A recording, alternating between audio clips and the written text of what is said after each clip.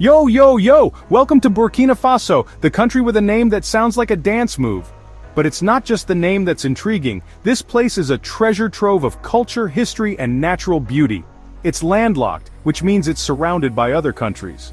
No coastline here, but don't let that fool you into thinking it's any less fascinating. Think of it like that friend who always borrows your charger because they're always connected to you. Burkina Faso is always in the mix, always connected to its neighbors. Burkina Faso is smack dab in West Africa, sharing borders with 6 countries. That's right, 6. It's like the social butterfly of the region. It's like they couldn't decide who to hang out with, so they chose everyone. This makes for a rich tapestry of cultural influences and interactions. To the north, you've got Mali and Niger. To the east, Benin. Each neighbor brings its own unique flavor to the mix. To the south, Togo and Ghana, adding even more diversity to the cultural stew. And to the west, Côte d'Ivoire. It's like a grand mosaic of West African life. It's the ultimate neighborhood barbecue guest list. Imagine the stories, the food, the music. Now, some people might think, landlocked, that's a raw deal, but there's so much more to it. But hey, look at the bright side. No shark attacks. You can swim in peace in the rivers and lakes. Plus, Burkina Faso is known for its friendly people, vibrant culture, and awesome music scene. The festivals here are legendary, full of color and life. Think of it as the hidden gem of West Africa, just waiting for you to discover its awesomeness. From its stunning landscapes to its rich history, there's so much to explore. So buckle up, Buttercup, because we're about to take a wild ride through the history of Burkina Faso. Get ready for an adventure like no other. Okay, let's rewind the clock way back, like way back before Instagram, before sliced bread, even before France was France. We're talking about a time so ancient, it's almost hard to wrap your head around it. Imagine a world where the only social network was the village square, and the only tweets you heard were from actual birds. We're talking ancient history, people. This isn't just your run-of-the-mill old, this is ancient with a capital A. Back then, Burkina Faso was home to some seriously old-school civilizations. These were societies that laid the groundwork for what would become a rich tapestry of culture and history. We're talking about the Dogon people, known for their astronomical knowledge and those iconic cliff dwellings. These folks were stargazing and mapping out celestial bodies long before telescopes were even a thing. These guys were like the original hipsters, living off the grid and studying the stars long before it was cool. They had a deep understanding of the cosmos that still baffles scientists today. Then came the empires. We had the Ghana Empire, the Mali Empire, and the Songhai Empire, all flexing their muscles and vying for power in the region.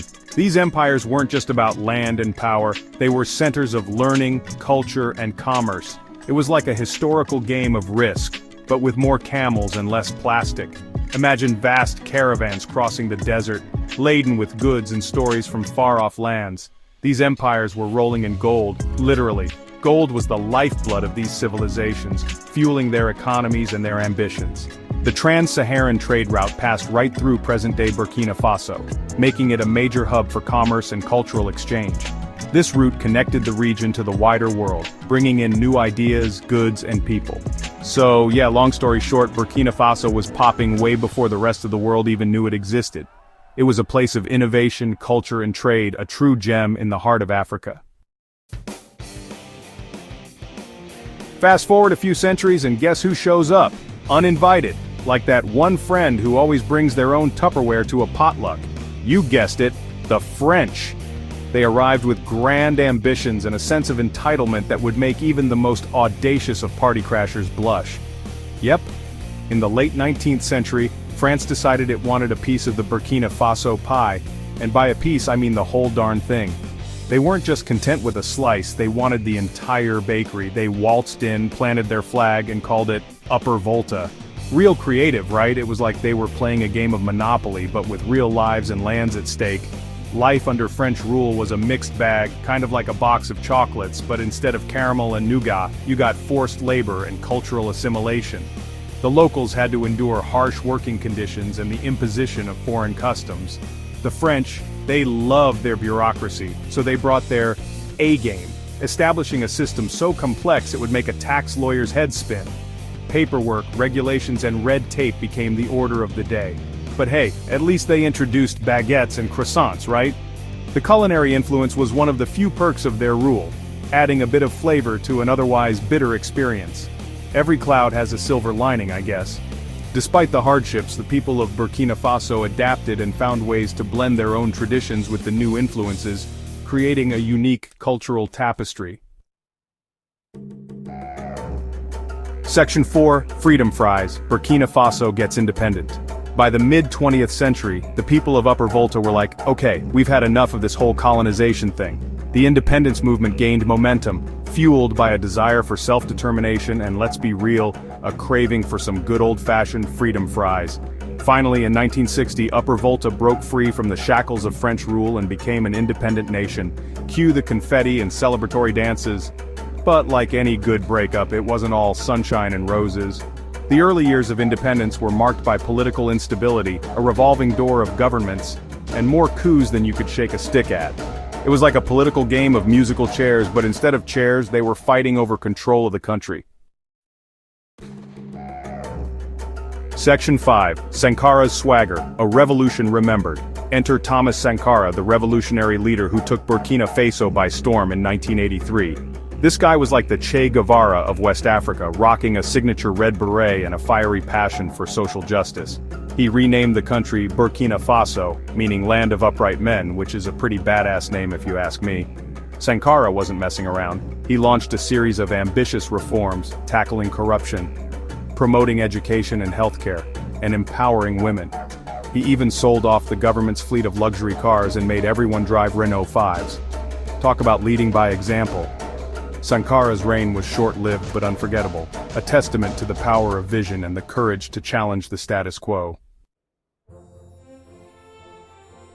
Section 6, Growing Pains, Burkina Faso finds its feet.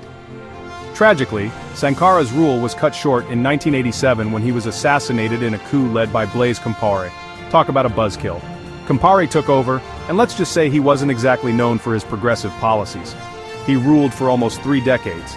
And while Burkina Faso made some progress, it was also plagued by corruption and human rights abuses.